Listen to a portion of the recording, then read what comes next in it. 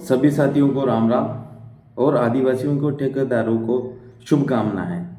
आप लोग आपके मकसद में कामयाब हो गए।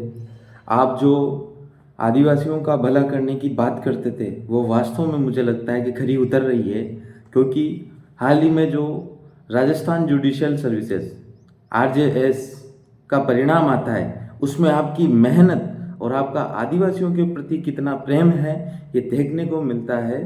आदिवासियों के ठेकेदारों को शायद इस विषय की जानकारी नहीं हो, लेकिन उसके लिए मैं उनको शुभकामनाएं देता हूं कि RJS परीक्षा में ST की 24 सीटें निकली है और 24 की 24 सीटों पे सिलेक्शन हुआ, तो वो हुआ जागीरदार मीणाओं का।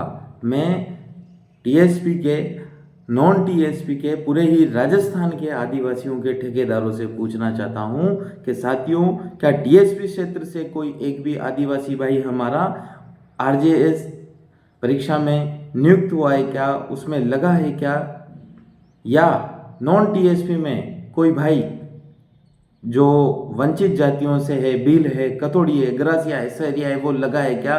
साथियों, लिस्ट लेके मैं बैठा हूँ, इसमें 24 के 24 मीणा है और बड़े दुख की बात है पूरे देश भर के आदिवासियों के साथ अभी तक क्या होता आ रहा है, लेकिन इस पर किसी भी आदिवासियों के ठेकेदार की जबान जो है वो 1% भी नहीं बोलती है। मुझे बड़ा दुख है साथियों।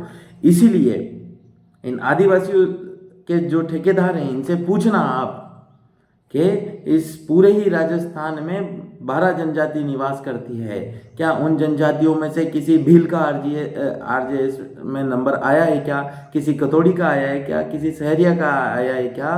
केवल और केवल 24 सीटों पे केवल और केवल जागीरदार मीणाओं का नंबर आया है, तो बड़ा दुख की बात है साथियों।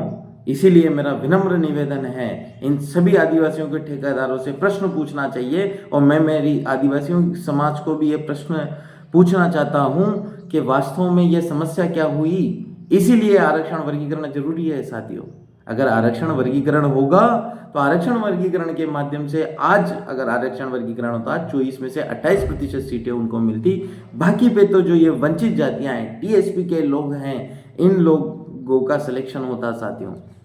आज 24 की 24 उस पाले में पड़ी है नौकरियां, और जो मूल आदिवासी समाज है वो आज भी बेरोजगार रहेगा, आगे भी बेरोजगार रहेगा। लेकिन अगर इस बेरोजगारी को दूर करना है तो आरक्षण वर्गीकरण को लागू करवाना है और राजस्थान सरकार भी इसे तुरंत प्रभाव से लागू करे। धन्यवाद।